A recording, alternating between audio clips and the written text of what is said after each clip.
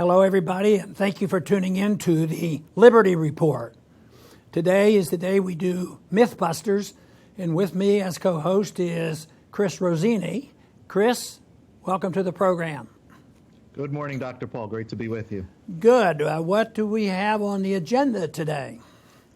Well, we're going to talk about, we're going to get away from economics and foreign policy today and talk a little bit of culture.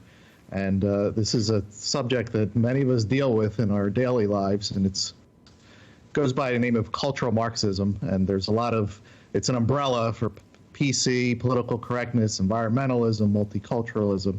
So we're going to delve into some myths surrounding these ideas. We'll start with muddying gender differences, which is pretty fascinating that we have to deal with this. But as Saul Alinsky, who was a very big influence on Hillary Clinton and Barack Obama, would say, the first job of a community organizer is to create the problem. So one of the problems that we could see if we read the news is there's people that have a problem with gender identities, that if a retailer is selling blue clothes to boys and pink clothes to girls, this is a problem. So Dr. Paul, what do you think about this? Well, if you look at this on the surface, it looks insane. You wonder, how can they come up with these crazy ideas? And what is their goal? But if you don't understand the philosophy of cultural Marxism, it doesn't make any sense. It makes no sense whatsoever. But if you realize that they thrive on chaos and what their goals are, the ultimate goal and the overriding goal is to undermine the Judeo-Christian moral values and the values of family. And therefore, how do we undermine that? They've tried other things to spread Marxism, but it hasn't worked. They've tried it with militarism as well as economic sanctions and economic controls, but it doesn't do the trick. So they're coming along with this cultural Marxism. And if you didn't understand what their goal is, it doesn't make any sense whatsoever. But once you understand what their goal is, because out of the chaos, then they're going to establish this Marxist notions, although it's modified from the original Marx. But world domination, the society that has no boundaries and no borders, and a very, very ideal, impossible situation of having no borders and everybody living in a free society and respecting other people's rights. This wouldn't be a big thing. But that's not what they're talking about, because sometimes you have libertarians say no borders and all. But this is completely different. This means no borders, worldwide unity, worldwide government held together by force, and based on the assumption that people have no ability to take care of themselves. They don't even know how to provide for themselves. So it's always in need. But the greatest need is for a few individuals who believe that they are superior to everybody else and that the average person is incapable of assuming responsibility for themselves. And they go and they take over. These authoritarians take over. So this is what they're doing. They're undermining values. And that's probably going to run through the theme of our conversation today. Always to underline values, because they want a different system of government, and they want the culture to be different. And it is based on atheistic socialism and Marxism, which will challenge, and we'll talk about this in a little bit. It really challenges the notion that are all atheists, Marxists, internationalists, this type of person, or is this just a unique group? I think what you pointed out in the question of why are they undermining this whole idea that people wouldn't have the voluntary choice of having a store for boys and a store for girls, or a shelf for boys and a shelf for girls.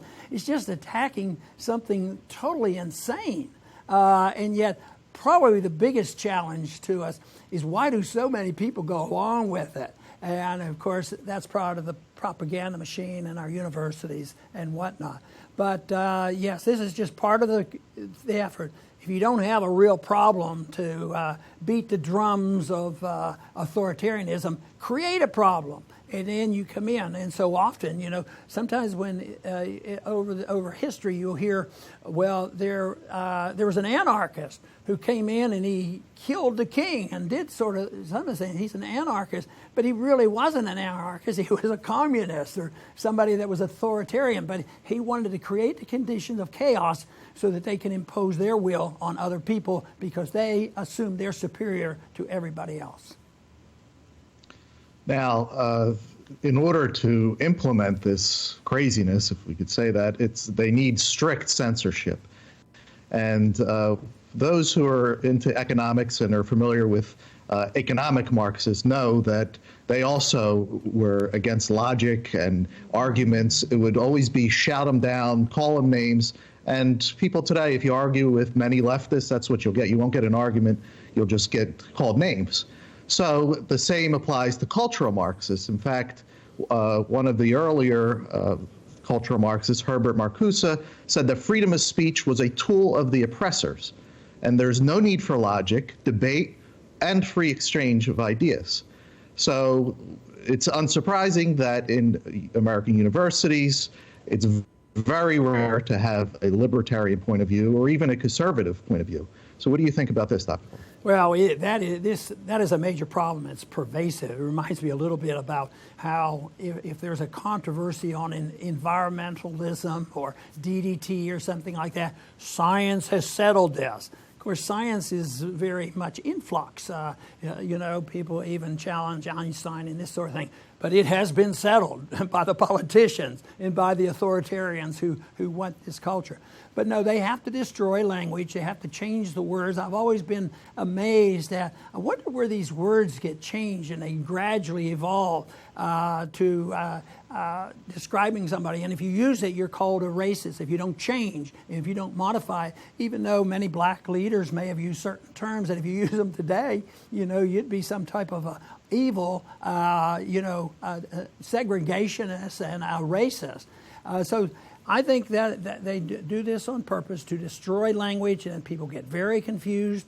And certainly it is pervasive in the university, because it always amazes me to see some of these rebel groups on campuses claiming it's all about freedom of speech, ignoring totally what freedom of discourse is and what property rights are. And they come out and they identify, and if they don't do what the students demand, and this has been going on in my lifetime, I became particularly aware of this in the 1960s, during the time I was in the military, on how our streets were rioting. And they say that if you don't go along, you're going to be in big trouble. So this has been going on. They will change the language. They will make you comply. The professors will go along. If the professors don't endorse what the rioters are claiming that they have a right to do and a moral obligation to do, then the administrators will fire the president. The presidents they might totally disagree with this, but they might be 5 years from retirement. There'll all be all kinds of things. Oh, I'm not going to do this. I'm going to go along with this. They get intimidated for various reasons. And the people who promote this stuff tend to win a lot more victories than they deserve. But it's really sad that it's by regulating speech is what they're doing, where you can speak and what you can say, and what is politically correct and what isn't. So that to me is very disturbing, and something we have to challenge because of what their goals are. They don't want discourse. That is for sure. They do not want discourse because they don't want to know the truth. Because in a system like this, whether it's the Soviet type of system, the Nazi type of system, or this cultural socialism and Marxism, if you challenge it, you're in a big trouble. And this is the reason that people have to be very much aware of this, and why it is a logical thing to find out that anybody that tells the truth, he's an enemy of the state. And whether it's Edward Snowden or Assange, I mean, all governments hate these people. Not all, but a lot of them. Look, we don't even know what's exactly going on with Assange right now. And yet, in history, if in 100 years from now the people wake up and realize what has been going on and know and understand the history that we're witnessing now, they'll say, he might have been the greatest guy ever alive to tell the world what was going on inside government. I mean, this is the greatest revelation that ever occurred in history. And yet, he's a monster. The people in this country, I imagine, maybe not the average person on the street, but the average politician in Washington is so intimidated by this because he would challenge the status quo. But truth is very, very much considered treason in an empire, and we have our own empire, and cultural Marxism is just a different form of it. It's a different form of authoritarianism, of a few people believing that they are godlike people and they are destined to take care of other people. Some might even be well motivated and thinking, well, the common man can't figure this stuff out. There's only us who are so smart, and yet, even though they're not smart enough to read history, even if they're well motivated to look at history and find that anybody that has ever tried this has led to disaster and has never helped the common man, but it certainly has enhanced temporarily the power of a few. But they ought to look at the consequence of what happens to the power of the few, because they usually end up in big trouble themselves. Next, we're going to talk about another astounding development in American universities, and that's these things called safe spaces. And they're for people who are members of the oppressed groups, and apparently if you're not a white heterosexual male, you're oppressed somehow. You may not know how yet. But they're safe spaces for you to go to shield yourself from your oppressors and get counseling and just be yourself. This is a hot topic. What do you think, Dr. Paul? Well, this is just another reflection of the insanities of some of these ideas, because it's very perverse. First, when there were some legitimate complaints, and we certainly have had reason for people to be complaining, if you want to go back to Jim Crow laws and slavery and many other things. But they're coming in, and they're actually using this to the extreme. They're pretending they're being very oppressed, and they become the oppressors. It's a place for them to come and make the point that everybody else has oppressed us, and we are the victims, and therefore we demand, our rights. And then all of a sudden you see stuff like in Berkeley where they close down and they say, well, you can't come here. And one demonstrator was very clear about what he was thinking about. This is not philosophically removed. This is very serious. This is about whiteness. In other words, very, very racist. So they take the concern for some legitimate racism that actually happened, and they use that to say that this is the way we want it, and they become the worst racists in the world. And I think that's where it is. I think this Black Lives Matter is the whole thing. People get punished if you are a member of the Judeo-Christian community with certain moral values, and you have serious beliefs about how people should be treated, then and you say, well, yeah, a lot of lives matter. Christian lives matter, but a good libertarian says all lives matter, don't they? How can you say one matter? And how can you get into trouble if you don't say the exact words? I mean, why do we put up with this nonsense?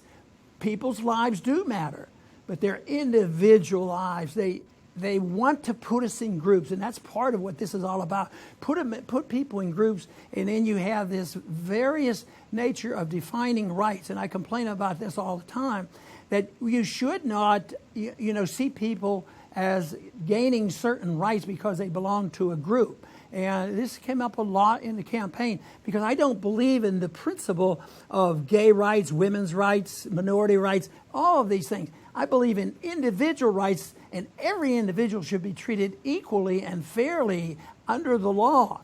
And that is so much different than saying, well, what are we going to do for this culture? What are we going to do for this other group? And there was a time when I had my congressional district one time from farming to more industrialization near the coast. And some reporter came up and he says, all right, you don't have to be defending the farmer. Now you're going to be in this industrialized coastal country. How are you going to change your policies, and how are you going to change what you're saying? Why should I change anything? If the liberty is valuable, it's valuable for farmers and business people and commercial people. So it's all the same thing, but they want to put you in different groups. And look at all the different factions that go to Washington. You have the lobbyists for farming, the lobbyists for industry. Everybody has banking, lobbyists, the whole work. And I think that's very divisive, mainly because people don't concentrate on this whole thing of where individual comes from. This safe spot emphasizes this, to point out and people declare that they are, the victims and they have to be taken care of. But they're really, I think, motivated by a form of racism and looking at, once again, for the way we started this program, they want to create a problem. And then somebody else is going to come in. And I think the, quote, moral authority comes from the professors, because they go along with this, they teach the students. And, of course, we have a challenge to compete with this morality superiority of our professors that go along with this nonsense.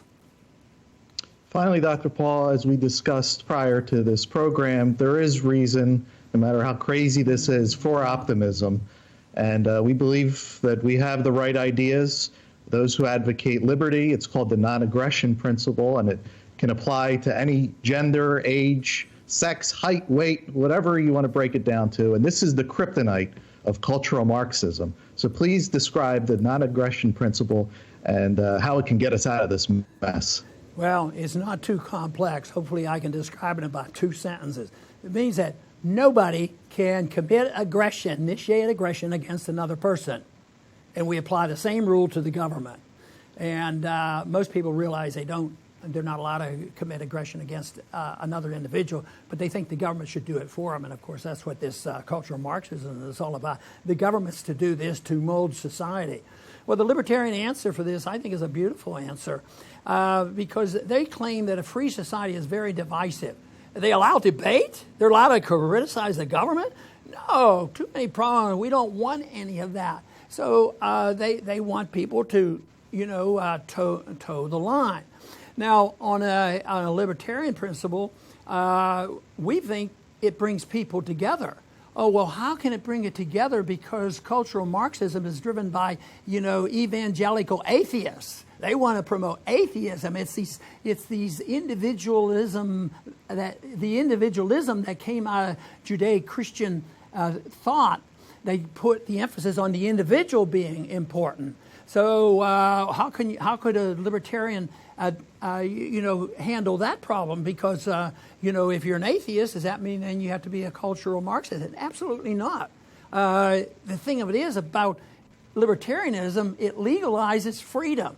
And it literally, and people have to understand this. This is the part that some people don't like. You have to legalize those people that totally disagree with Judeo-Christian values, as long as they follow the non-aggression principle. If not, then people come together. And I would say so often in my speeches, which was well received by young people, is that if you legalize freedom, you should have progressives, you should have other people, all minorities.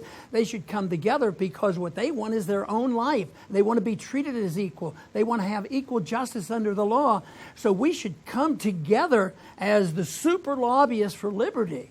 And then once you have your liberty, if you follow the rule, don't hurt anybody, you can lead your own life. Your life is your own. This is so much different than this antagonism that cultural Marxism is motivated by atheism, and we have to eliminate those Christian that has family values. And I think that's where we are today, and that is the struggle. And I think that when you look at it on the surface, it looks pretty much that we're losing the fight. But I'm still very optimistic, although there is a lot of people on campuses now supporting this nonsense. There is a lot of people that were probably pretty annoyed at Berkeley with what was going on there. And it's interesting to note that during my presidential campaigns, my largest crowd ever was on Berkeley campus. So I think if they're presented this issue of what liberty means, allowing them to make personal choices, personal social relationship, personal sexual choices, personal economic choices, that all of a sudden you're not a threat to them. And that brings people together. So that's why I'm so confident that that spirit is still alive and well. Although we have people on campuses that seem to endorse cultural Marxism, and a lot of professors, that we have to overcome that, and we do. We have the introduction of libertarian groups on college campuses, and literally millions of young people are actually looking and saying, you know, this makes sense. I was most pleased when young people would come up to me and talk to me after a speech. They say, you know, this doesn't seem so complicated. This is just common sense. Well, let me tell you, I agree with that because it shouldn't be complex. I think liberty makes common sense. I think we need to go one step further.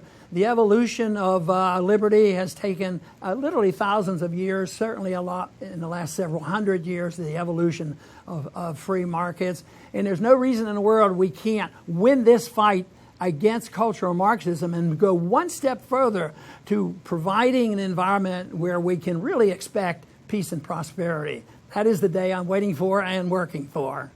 But I do have a quote that I want to close with H.L. Mencken's quote, because he sort of addresses this, and I think it's a neat quote about the importance of the individual.